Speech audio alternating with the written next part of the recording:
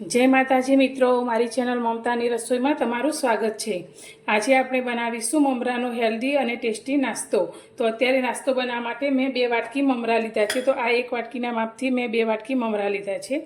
तो हवे अत्यारे आपणे आ ममराने पाणीमां पलाळवाना छे। तो तेनी अंदर आपणे पाणी उमेरीशुं। तो 1 ग्लास जेटलुं पाणी उमेरी अने आ ममराने आपणे सारी रीते पलળી जाए ते रीते आपणे पलाळवाना छे। ममरा ने मैं चाળી और साफ करीने लई लीधा है।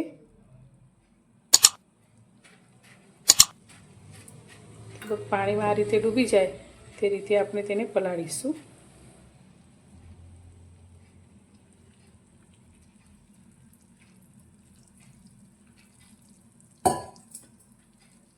हवे आपणा आ ममरा पलळे छे त्यां सुधी आपणे साइड में बीजी तैयारी करीशुं। तो तेना माटे अत्यारे आपणे एक बाउल लीधो छे अने बाउलनी अंदर अत्यारे मैं एक नानी वाटकी सोजी लीधो छे। तो तमे सोजी अथवा रवो कंई पण लई शको छो। तो हवे आपणे जे वाटकीथी सोजी लीधो छे ते ज वाटकीना मापथी अत्यारे अर्धी वाटकी मैं दही लीधुं छे ते अंदर उमेरीशुं।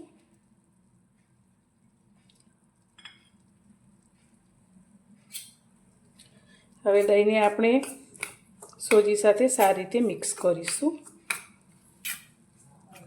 तो तमारी पासे दही ना होय तो तमे छासनो उपयोग पण करी शको छो। तो अत्यारे मीडियम खाटुं होय तेवुं आपणे दही लीधुं छे। तो सारी रीते आपणे मिक्स करी लईशुं।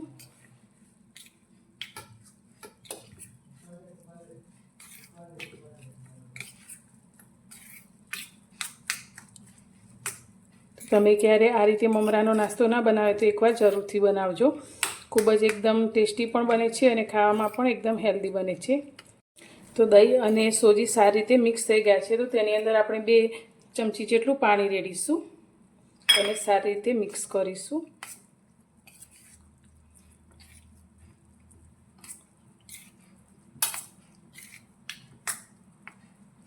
तो आ रीते मिक्स करी हवे આપણું જે સોજી છે તે દહીં સાથે પડી અને સારી રીતે ફૂલી જાય તેના માટે આપણે 10 મિનિટ જેવો તેને રેસ્ટ આપીશું।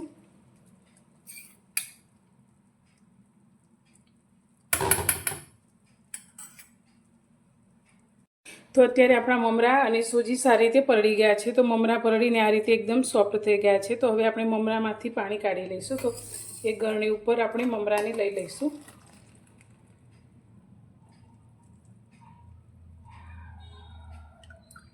અને તેમાંથી આપણે બધું જ પાણી કાઢી લઈશું।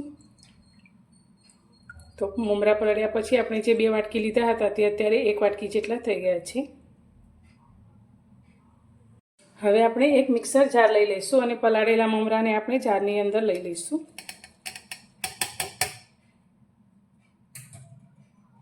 અને તેની સાથે આપણે જે સોજીને દહીં સાથે પલાળ્યો છે તેને પણ મિક્સરની અંદર લઈ લઈશું।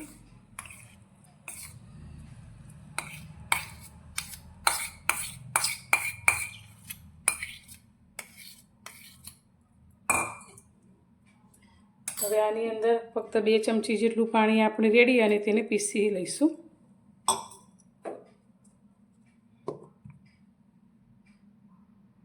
તો મમરા અને સૂજીને આપણે પીસી લીધું છે। તો એકદમ સરસ એવું સ્મૂથ એવું આપણું બેટર તૈયાર થયું છે।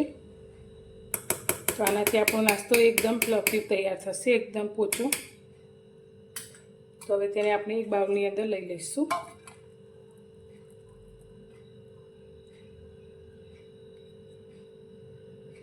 હવે આપણે આ બેટરની અંદર થોડીક વસ્તુ ઉમેરીશું જેથી આપણો જે નાસ્તો બનશે એકદમ હેલ્ધી બનશે। તો તેના માટે અત્યારે મેં થોડું છીણેલું આદું લીધું છે, એક ટુકડો તે અંદર ઉમેરીશું।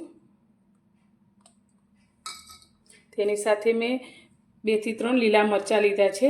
તો મીડિયમ તીખા હોય તેવા આપણે મરચાં લીધા છે। તો તમે જેવું તીખું પસંદ કરતા હોય તે રીતે મરચાં એડ કરી શકો છો। તેની સાથે અત્યારે મેં એક ઝીણી સમારેલી ડુંગળી લીધી છે તે અંદર ઉમેરીશું। તો તમે ડુંગળી ના ખાતા હોય તો સ્કીપ કરી શકો છો। તેની સાથે અત્યારે મેં એક નાનું ટામેટું ઝીણું સમારી લીધું છે તે અંદર ઉમેરીશું। સાથે મેં થોડા ફ્રેશ મકાઈના દાણા લીધા છે। તો અત્યારે જે અમેરિકન મકાઈ ખૂબ જ સરસ એવી માર્કેટમાં મળતી હોય છે, તો અત્યારે મેં થોડા દાણા તેના કાઢી લીધા છે તે અંદર ઉમેરીશું। તો આની અંદર તમારે જે મનપસંદ વસ્તુ ઉમેરવી હોય તે તમે ઉમેરી શકો છો। સાથે આપણે અડધું નાનું કેપ્સિકમ લીધું છે તે ઉમેરીશું। તેની સાથે અત્યારે આપણે થોડી કોથમીર લીધી છે તે ઉમેરીશું.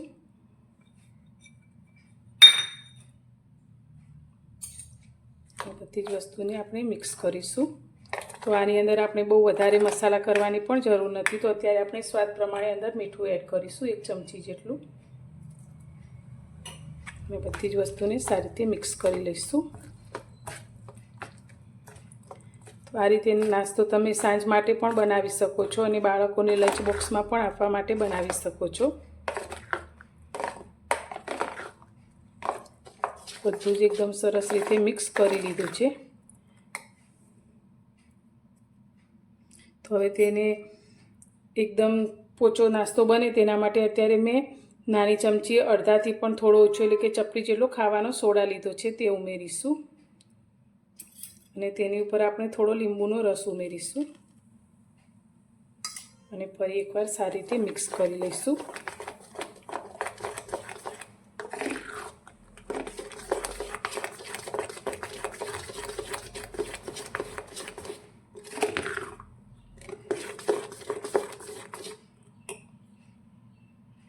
અત્યારે નાસ્તો બનાવવા માટે મેં ગેસ પર એક પેન રાખ્યું છે. તો તમે નાનું કે મોટું કોઈ પણ પેન લઈ શકો છો. તો નોનસ્ટિક પેન હોય તો નાસ્તો તમારો ખૂબ જ સરસ બનશે. હવે તેની અંદર આપણે અડધી નાની ચમચી જેટલું તેલ લઈ લઈશું. તેલને આપણે સારી રીતે બધી બાજુ ફેલાવી લઈશું.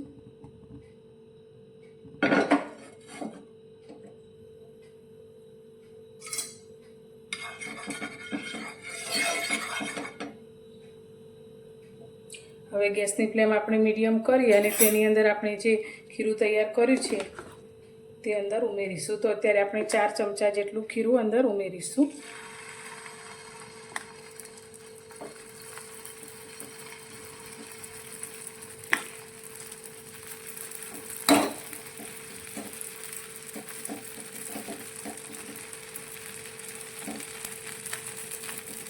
તો તમારે નાસ્તાની સાઈઝ જે પ્રમાણે રાખવી હોય તે રીતે તમે નાસ્તો ફેલાવી શકો છો. તો આપણે જેવડું પેન છે તે પ્રમાણે નાસ્તો ફેલાવી લઈશું. તો અત્યારે 4ની જગ્યાએ મેં 5 થી 6 ચમચા જેટલું ખીરું અંદર પાથરી લીધું છે.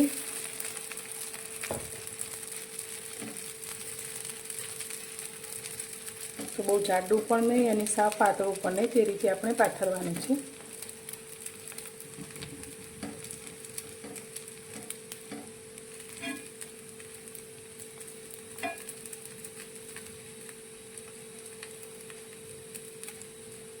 હવે આને આપણે ઢાંકી અને નીચેનું ફળ સારી રીતે ક્રિસ્પી થઈ જાય ત્યાં સુધી થવા દઈશું.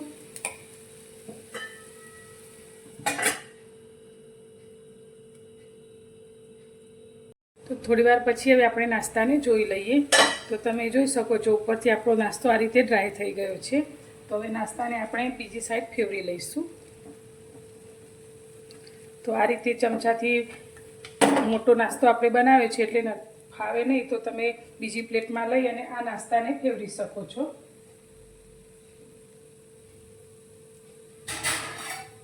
તો હવે આપણે આ નાસ્તાને બીજી પ્લેટમાં લઈ લઈશું.